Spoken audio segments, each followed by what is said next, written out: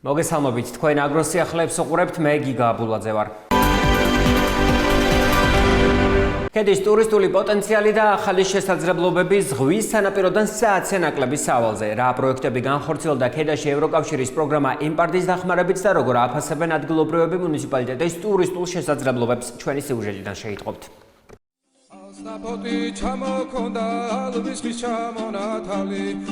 აჭარა დასავლეთ საქართველოს ტურისტულ ეკონომიკური ცენტრი. ზღვის სანაპირო, მაღალსართულიანი ცათამბრძენები და ასობით ათასი ვიზიტორი მსოფლიოს არაერთი კუთხიდან. ამ ტურისტების დიდმა ნაწილმა ჯერ კიდევ არ იცის, რომ ზღვის სანაპიროდან საათზე ნაკლების სავალზე სუბტროპიკებთან მიახლოებული კლიმატით მაღალ მთებში ჩაფლული ქედის მუნიციპალიტეტი იმალება.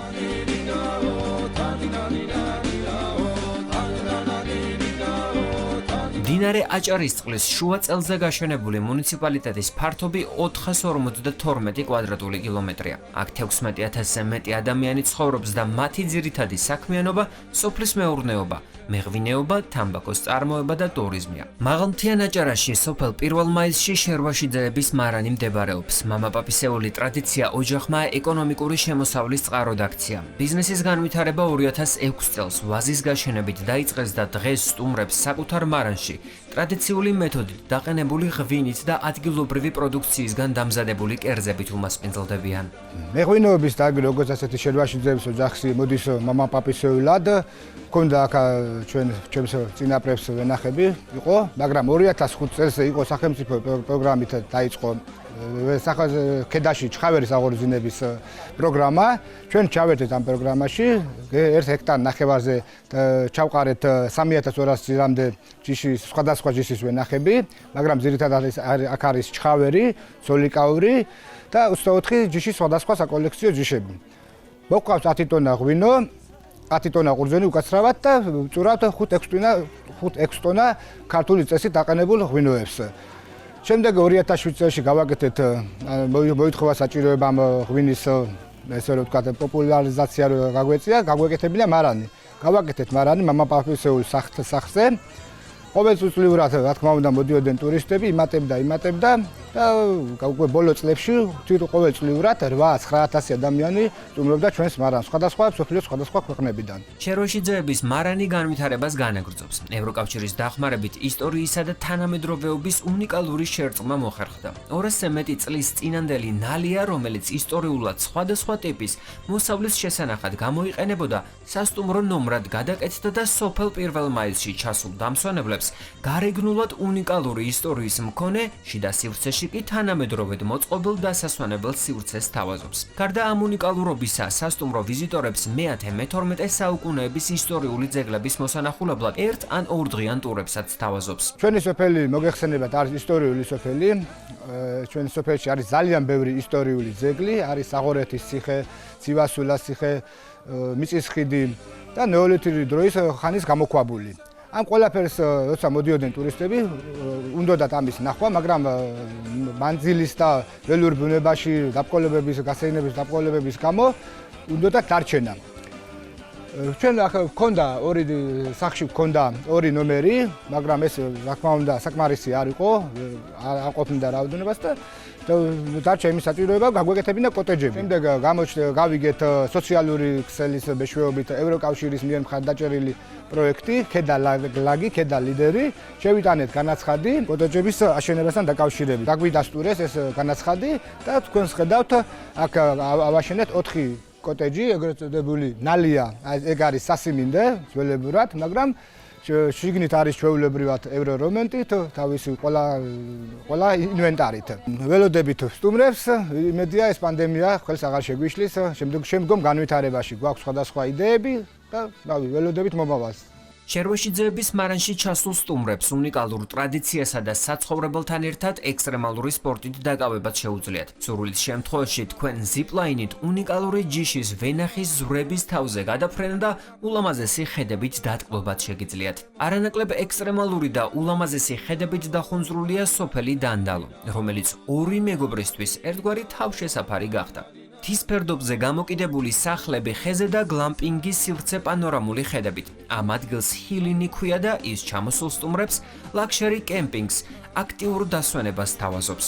მე და ჩემო პარტნიორმა დაახლოებით 1 წლის წინ გადავწყვიტეთ, რომ აქ უნდა ყოფილიყო ჩვენი თავშესაფარი, ასე ვთქვათ, და გავაკეთეთ ჰილინი, სასტუმრო, რომელიც დაიწყო 2 ნომრით და 1 წლის განმავლობაში დაემატა 2 ხეზე სახლი. ამ ეტაპზე გვაქვს 4 განთავსების ობიექტი და ამ ფონზე ვასაქმევთ დაახლოებით 9 ადამიანს.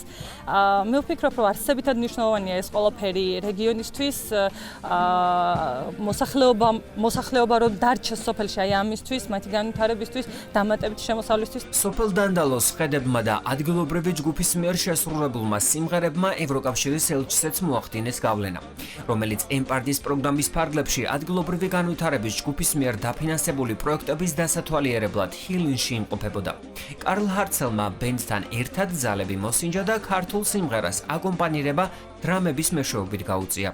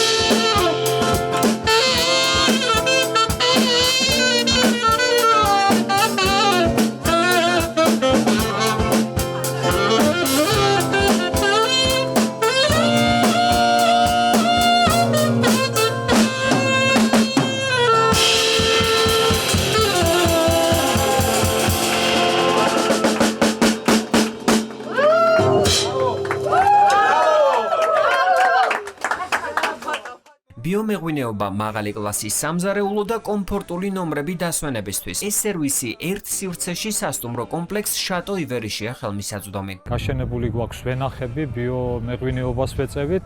მნიშვნელოვანი არის, რომ გვაქვს ღვინის რესტორანი, ასევე ღვინის საწარმო.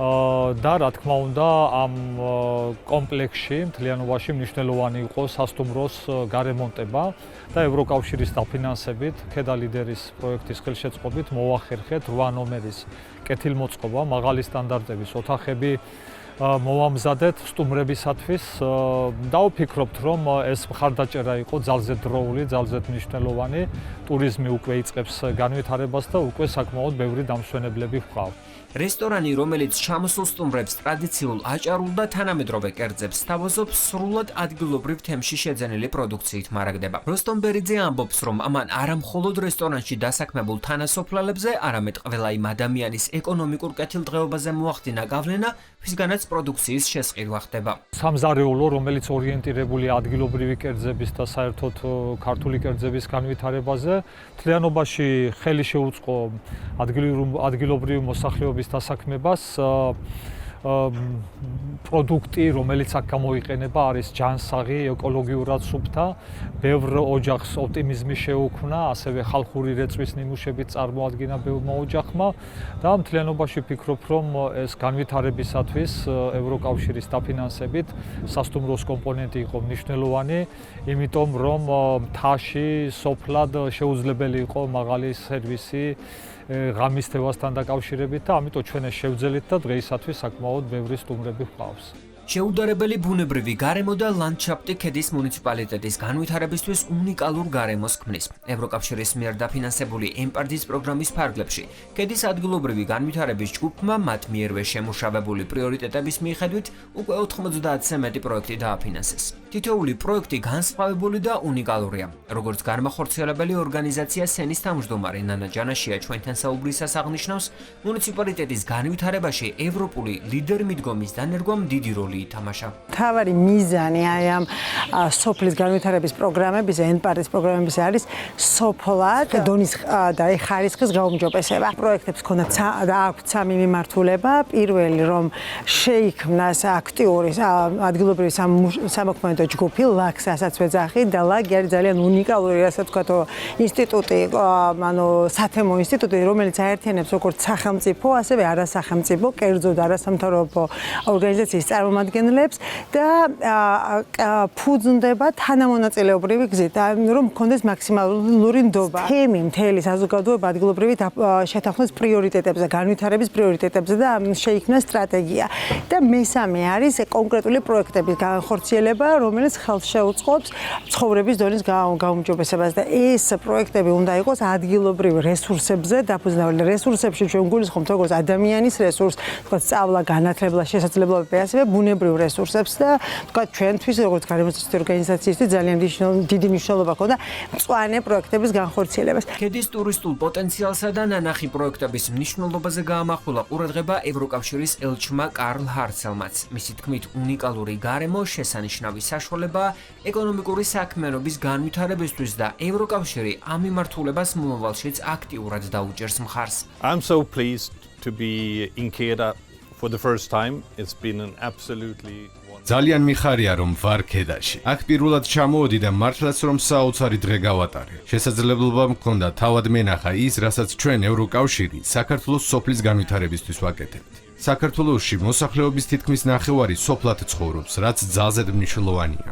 აქ ქედაში ყოფნა ძალიან სასიამოვნოა, ამ რეგიონის დიდი პოტენციალის გათვალისწინებით. და იმის დანახვა თუ რა შევძელით და როგორ განვითარდა ეს მუნიციპალიტეტი. ასევე აუცილებლად საჭირო იყო იმაში გარკვევა, თუ რას საქმიანობს ქედას ადგილობრივი განვითარების ჯგუფი. ყველა პროექტი, რომელსაც მე გავეცანი, დაკავშირებული იყო და გამომდინარეობდა ამ თანამშრომლობიდან. ადგილობრივი განვითარების ჯგუფი არის სწორედ ის, რისიც მე ძალიან მწამს და მჯერა. მოდელი ევროპული გამოცდილებიდან მოდის და ის ჩვენ საქართველოში დიდი წარმატებით შემოვიტანეთ.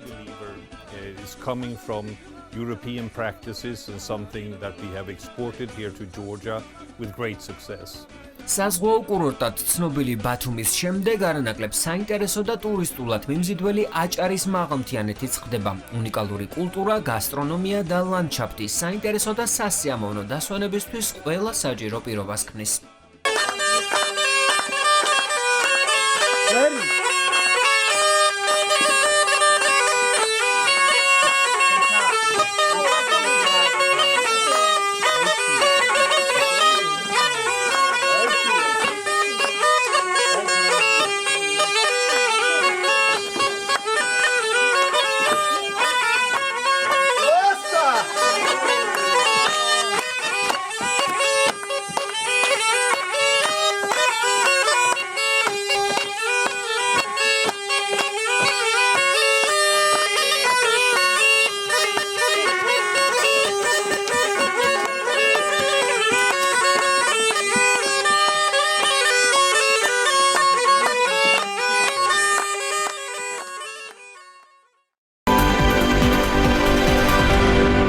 საიდან მოდის და სად მიდის ელექტროენერგია გასულ კვირას გადაცემა პირდაპირ აგროგარემოში ნუგზარ სუარიძემ სტუმრებთან ერთად ისაუბრა. მოკლევითი ფილმის ჩვენება და თანამედროვე ელექტროსისტემის გამოწვევები. ნატალი ნემსაძის რეპორტაჟი გადაცემის მეტ დეტალზე. რამდენად ეფექტურად ვხარჯავთ და ვიყენებთ ბუნებრივ რესურსებს, როგორ მოხდა ერთ-ერთი ყველაზე მეტად ენერგომხარჯველი მაინინგის სისტემა ბიძინა ივანიშვილის ნდობით აღჭურვილი პირის, გიორგი ბაჩიაშვილის ხელში და რა მოგება მოუტანა ქვეყანას ირაკლი ღარიბაშვილის გადაწყვეტილებით ერთლარად გაცემულმა 18 ჰექტარმა მიწა. ამ და სხვა კითხვებზე პასუხის გაცემას აგროგარემო ტივი თავის მოკლევით ფილმში ეცადა. საიდან მოდის და სად მიდის დენი? შეიძლება რომ მე-18-19 საუკუნის ინოვაციები ავიღოთ და ის გავასახოთ 21 საუკუნეში ინოვაცია. საიდან მოდის და სად მიდის დენი? ჟურნალისტური მოკვლევა და განხილვა ენერგობალანსებზე. იმედგაცრუება თუნდაც ევროპულ სახელმწიფოებში მოლოდინი გაცილებით მეტი იყო ენერგოეფექტურობის. A renovation wave is coming to you. ან გამიზნულა დეзинფორმაციას ამბობს, როგორია რომ ის არ გამოჩნდება. რამდენია საქართველოს ელექტროენერგიის გენერაცია? არაფერი არ გვაქვს საერთოდ. ან ქვეყანაში არ დგას მზის ელექტროსადგური. რამდენად ეფექტურად ვმართავთ ელექტროენერგიის წყაროებს? ერთი სიტყვით არც კი გიხსენებიათ ენერგოეფექტურობა. რა რაოდენობის ელექტროენერგია გჭირდება? ვამბობთ, რომ კიდე არსებობს სხვა ტიპის ალტერნატიული ენერგეტიკები, რომელიც უნდა განვითარდეს ქვეყანაში. რაში და რამდენ ელექტროენერგიას მოგიხმართ?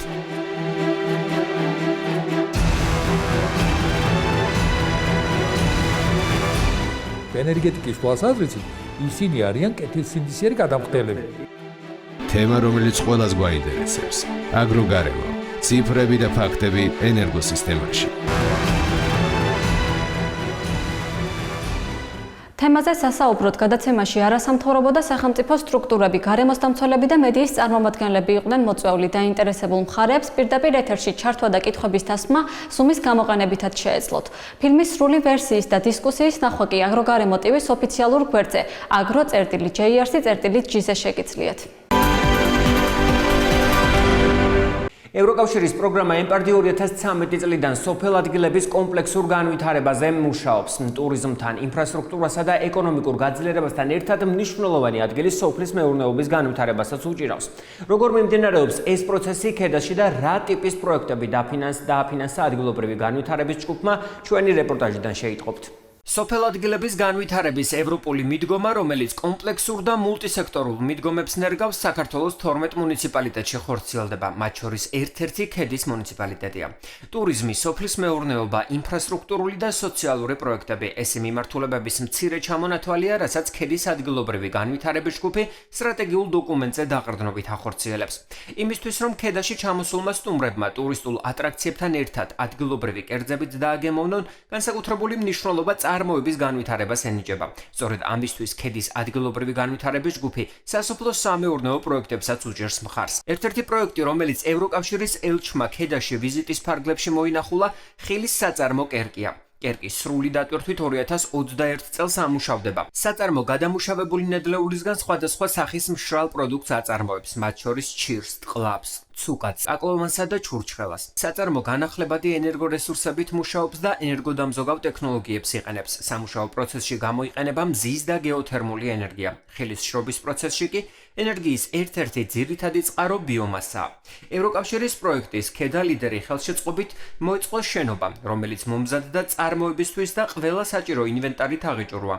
ბენეფიციარმა შეძლო შეეძინა დანადგარები, სადისტრიბუციო ტრანსპორტი და სხვა საჭირო რესურსი. ხან ყოფილი შრალი ხილის საწარმოში, რომლის შენებლებას 10 თვის წინ დავიწყეთ, საწარმო უკვე სატესტო რეჟიმში მუშაობს, ანუ ტესტირების რეჟიმშია დანადგარები, პროცესი, თანამშრომლების ტრენინგები მიმდინარეობს. ეხლა დასაქმებული ყავს 20 ადამიანი ტესტირების ეტაპზე, თუმცა შემოდგომაზე, როცა უკვე საწარმო დაიწყებს წარმოება სრული ციკლით, სადღაც 35-40 წუთი დასაქმებულია მხოლოდ საწარმოო ზონაში და ერთი ამდენი გარეთ ეს არის დისტრიბუტორები, მომარაგებლები და ასე შემდგომ.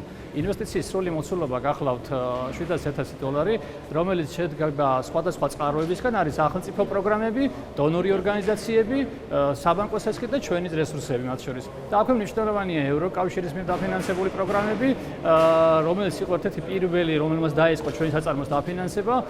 აქ მივიღებთ 5 სახის პროდუქციას, ეს არის ჩირი, ყლაპი, სუკატი, ხილეული, ჩურჩხელა. საწარმოში ვიზიტისას ევროკავშირის ელჩმა ქართული ტრადიციული დესერტის ჩურჩხელის ამოვლებად შეძლო. ჩვენთან საუბრისას კი მსგავსი საწარმოების განვითარების მნიშვნელობასა და მათი პროდუქციის რეალიზების შესაძლებლობებზე გაამახვილა ყურადღება. Tbilisi and Batumi, these are different places than this one, and a rural area always faces very distinct challenges, which we are trying to help assist with. And all the projects I'm going to be visiting here in Keda are coming from the same source, which is our local action group. And the philosophy of this is well tested in the European Union and has to do with local ownership. Because who are better to decide what the future of Keda should be than the people who live here in Keda?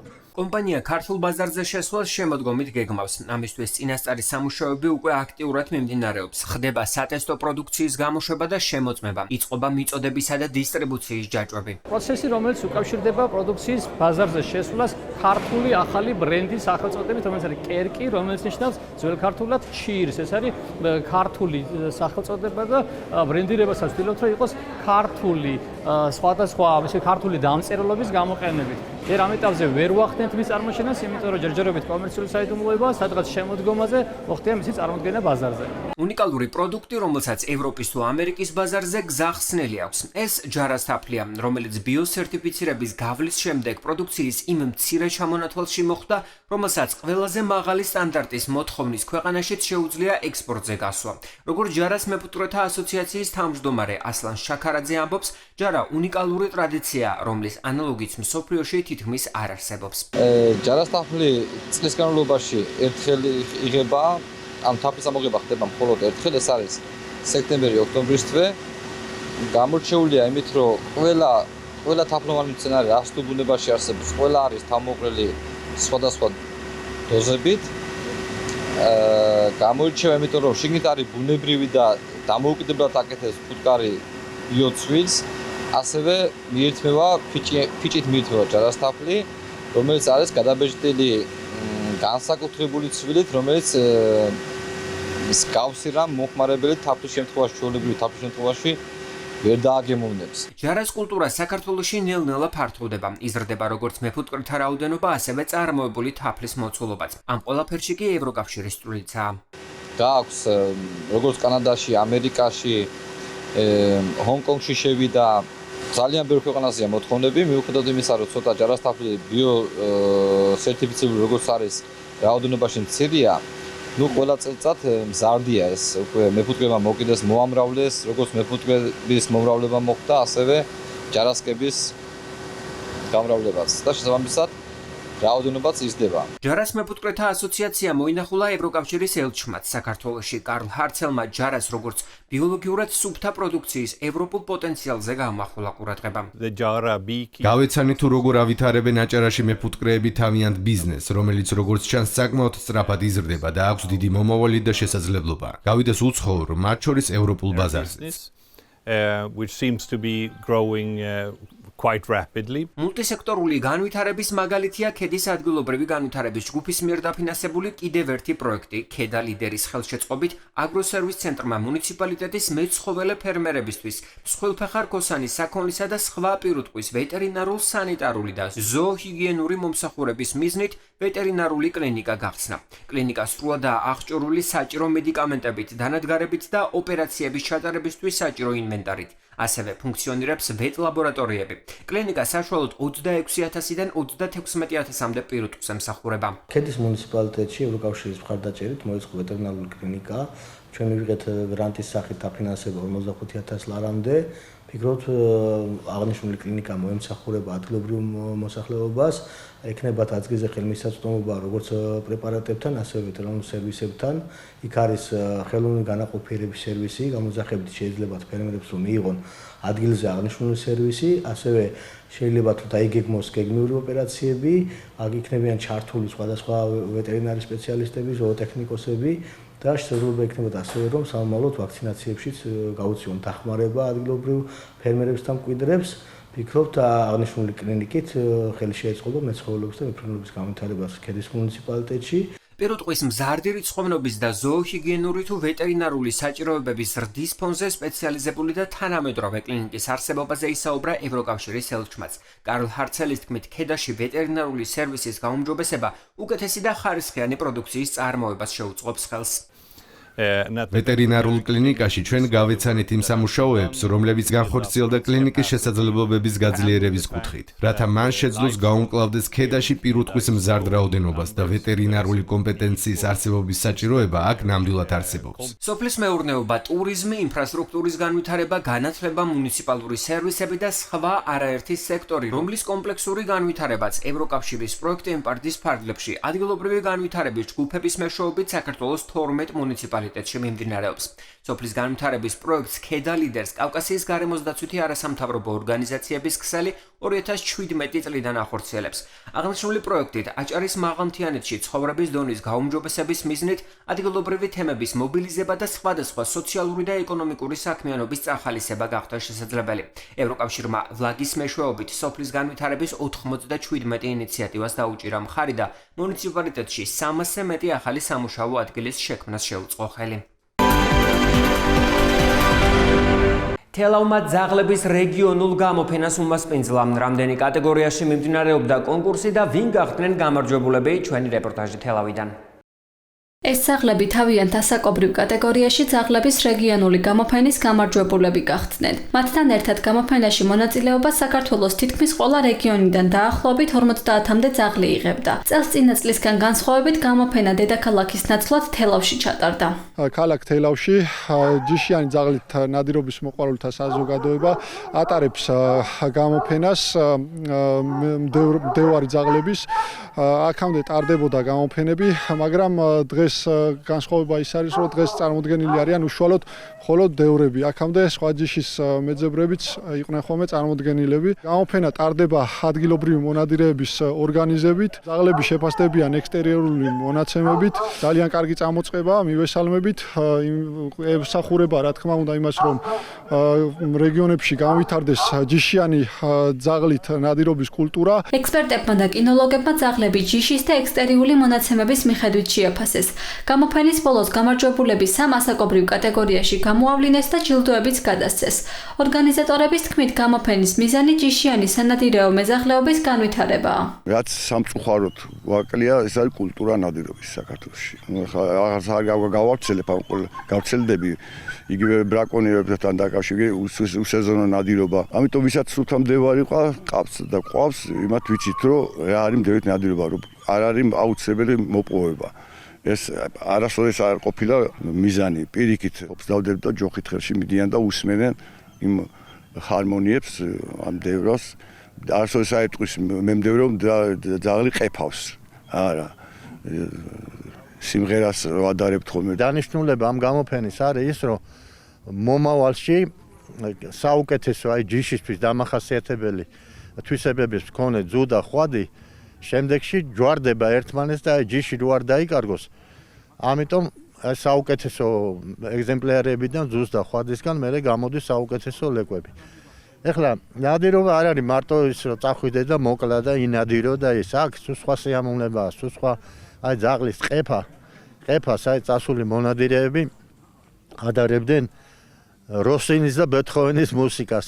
ისეთნაირად ისმის ამ ძაღლების ხმა, აი მომაჯადოებელი ხმა არის და ჩვენც ეს თბილისში მაცხოვრებელი ენთუზიასტები ვინც ვართ ბიჭები, ძირითადად უთოფოთ წავალთ ხოლმე ბუნების წიაღში, გავიყვანთ ამ ძაღლებს და უყურებთ მათ დევნას, მათ ძევნის პროცესს.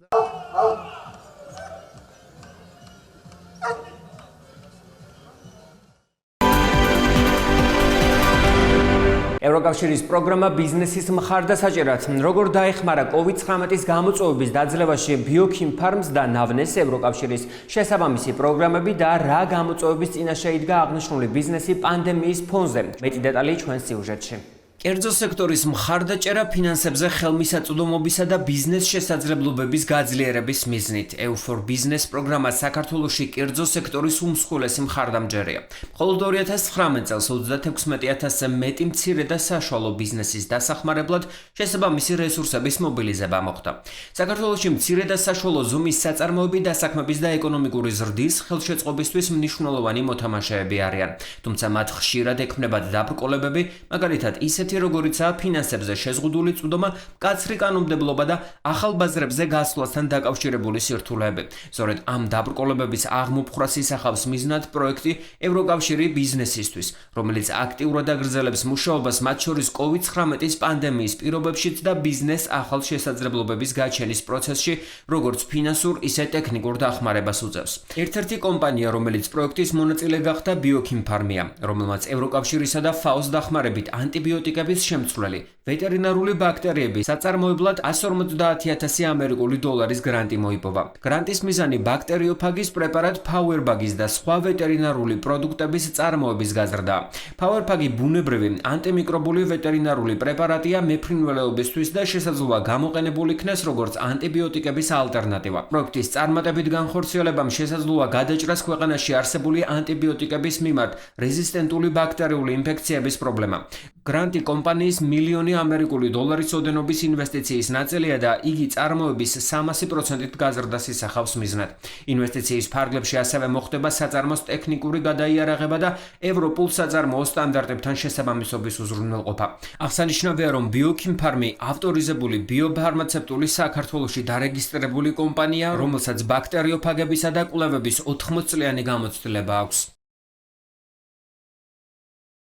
კომპანია ბიოქიმ ფარმი არის ბიოფარმაცევტული კომპანია, ბიოტექნოლოგიური კომპანია, რომელიც აწარმოებს ანტიბიოტიკების ჯანსაღ ალტერნატივას და ამისთვის ჩვენ ვიყენებთ ბაქტერიოფაგებს. ევროკავშირის და FAO-s დაფინანსებით ჩვენ ვართ ჩართული ევროპული სტანდარტების დანერგვის პროცესში და ეს პროექტი უშუალოდ ეხება ვეტერინარიის მიმართულებას. მიზანი ამ პროექტის არის, რომ ჩვენ ვანაცვლებთ ანტიბიოტიკებს ბაქტერიოფაგის პრეპარატებით მეფრინველეობის მიმართულებით. ამ პროექტის განხორციელების შემდეგ იგეგმება საწარმოო მოცულობის დაახლოებით 300%-ით გაზრდა, დამატებითი სამუშაო ადგილების შექმნა. ჩვენ ვფიქრობთ, რომ დავასაქმოთ დამატებით 20 ადამიანი, გავიდეთ 30-მდე საერთაშორისო და საექსპორტო ბაზარზე და შევქმნათ 3 საერთაშორისო პატენტი. ანტიბიოტიკების ფართოდ გამოყენება საკვების წარმოებაში, მაგალითად მეფრინველეობაში, საფრთხეს უქმნის მომხმარებლების ჯანმრთელობას. ევროკავშირის მიერ კომპანია ბიოქიმ ფარმისთვის გაწეული დახმარებით, ჩვენ გსურთ საკუთარი წვლილი შევიტანოთ ამ გლობალური პრობლემის გადაჭრაში. აგრეთვე დავეხმაროთ კომპანიას ევროკავშირის სტანდარტების დანერგვაში, საწარმოო მოცულობის გაზრდასა და განვითარებაში. ეს არის ევროკავშირის მიერ EU4 ბიზნეს და NPARD-ის პროგრამების ფარგლებში ქართული კომპანიებისთვის გაწეული დახმარების ერთ-ერთი თვალსაჩინო მაგალითი. ეს არის დიდი ინვესტიცია, რომლის მოცულობა $1 მილიონ აღემატება. ჩვენი მხრიდან $150,000 გრანტის სახით არის უზრუნველყოფილი. ჩვენ გვჯერა, რომ ეს დახმარება მნიშვნელოვნად შეუწყობს ხელს საქართველოს საწარმოო დარგში საჭირო ცვლილებების განხორციელებას. ჩვენი კომპანიისთვის ევროკავშირისა და FAO-s მხარდაჭერა ძალიან მნიშვნელოვანი არის. დარწმუნებულები ვართ, რომ არ მხოლოდ ამ პროექტში, არამედ გრძელვადიანად ვითანამშრომლებთ და შევძლებთ ანტიბიოტიკორეზისტენტობის თუ ბოლომდე დამარცხებას არა, ჩვენი წვლილი შეტანას ამ უდიდეს კაცობრიობის წინაშე მდგარ პრობლემასთან ბრძოლაში. ტანსაცმელი, ფეხსაცმელი, აქსესუარები, ჰიგიენის, კოსმეტიკისა და პარფიუმერიის ნივთები. ეს მხოლოდ მცირე ჩამონათვალია იმ პროდუქციისა, რომელსაც ერთ-ერთი მსხვილი აუთლეტ მაღაზიათა ქსელი ნავნე საქართველოში მომხმარებლებს სთავაზობს. ნავნე 2011 წელს დაარსდა და ამ დღიდან ახორციელებს იმპორტირებული პროდუქციის რეალიზაციას საქართველოს მასშტაბით 23 ფილიალში. გამომდინარე აუთლეტ ტიპის შესყიდვებისა, ნავნე მომხმარებლებს ამერიკისა და ევროპის ბაზრისთვის გათვალისწინებული განვითარებული მაღალი ხარისხის პროდუქციას ხელმისაწვდომ ფასად აწვდის. ყველა ბიზნეს სექტორთან ერთად კორონავირუსის პანდემიამ ნავნეთს საკმაოდ დააზიანა. შეზღუდვებმა და ჩაკეტებმა მათი სამოქმედო და სამომავლო გეგმებიც მკაცრად შეცვალა. როგორც კომპანიის დირექტორი ეკატერინე ნადირაძე გვიყვება, ამ პერიოდში რამდენჯერმე დაიხურა ყველა მაღაზია, რაც რითეილ კომპანიისთვის ძალიან დიდ დანაკარგს ნიშნავდა. სიტუაციის გამოსასწორებლად ნავნე Facebook-ისა და ონლაინ პლატფორმების საშუალებით ყიდდა პროდუქციას, რაც მნიშვნელოვანი იყო ლოიალური მომხმარებლების შენარჩუნებისთვის. თუმცა ბიზნესის გადასარჩენად ეს მცდელობა საკმარისი არ აღმოჩნდა. ნავნეს ფინანსებზე წვდომის შესაძლებლობა ევროკავშირის და ევროპის საინვესტიციო ბანკის ჯგუფის დახმარებით ევროკავშირის დაფინანსება ნოვატორებისთვის პროგრამაში ჩართვის შედეგად მოხერხდა. ნავნე არის დისკაუნტერ მაღაზია თაქსელი, რომელიც მთელი საქართველოს მასშტაბით ოპერირებს. პანდემიამ საკმაოდ ძლიერი დარტყმა მიაყენა ჩვენს კომპანიას. 23 მაღაზია დაკეტილი იყო 2 თვის განმავლობაში და არანაირი ფინანსური რესურსი აღარ გაგვაჩნდა. მხოლოდ ონლაინ შოპინგმა არ მოგვცა ის შედეგი, რომ გადავრჩენილიყავით. ნავნეს ფინანსებზე წვდომის შესაძლებლობა ევროკავშირის და ევროპის საინვესტიციო ბანკის დახმარებით ინოფინის საგარანტიო პროგრამის ჩართვის შედეგად მოხერხდა. პროგრამა ადგილობრივი ბანკების შუამავლობით ეხმარება მცირე და საშუალო ბიზნესს დაფაროს ესხის 50%, თუმცა კორონავირუსის პერიოდში ეს 80%-მდე გაიზარდა და ასევე გაითვალისწინა კაპიტალბრუნვისთვის საჭირო ხარჯები. საქართველოში მცირე და საშუალო ზომის საწარმოები დასაქმების და ზოგადად ეკონომიკური ზრდის ხელშეწყობისთვის მნიშვნელოვანია. ევროკავშირი მხარს უჭერს საქართველოში მცირე და საშუალო ზომის საწარმოების განვითარებას. ამჟამად ჩვენ ვახორციელებთ დაახლოებით 50 პროექტს 320 მილიონი ევროს საერთო ბიუჯეტით. COVID-19 პანდემიით შექმნილ ახალ გამოწვევებთან გასამკლავებლად ჩვენს EU for Business პროგრამაში ცვლილებები შევიტანეთ. მაგალითად, ფინანსებზე წვდომის ხელშემწყობი პროგრამები უფრო მოქნილი გავხადეთ და დახმარება გავზარდეთ. კომპანია ნავნე ფინანსებზე წვდომის კუთხით ევროკავშირის დახმარების ერთ-ერთი საუკეთესო მაგალითია. მთლიანობაში ევროკავშირმა და ევროპის გუნდმა COVID-19 პანდემიასთან ბრძოლაში საქართველოს დასახმარებლად ახალი სახსრების მოზიდვისა და არსებულის გადანაწილების გზით დაახლოებით 1.5 მილიარდი ლარის მობილიზება უზრუნველყვეს. ამ თანხის თითქმის 2/3 გრანტის სახითაა წარმოდგენილი, დანარჩენი კი შეღავათიანი სესხის სახით. ეს ევროკავშირის მიერ მსოფლიოს ნებისმიერი უცხო ქვეყნისთვის ერთ სულ მოსახლეზე გაწეული დახმარების ერთ-ერთი ყველაზე მაღალი მაჩვენებელია, რაც უპრეცედენტო კრიზისის დროს ევროკავშირის მიერ საქართველოსთვის გამოხატული მტკიცე სოლიდარობას ადასტურებს.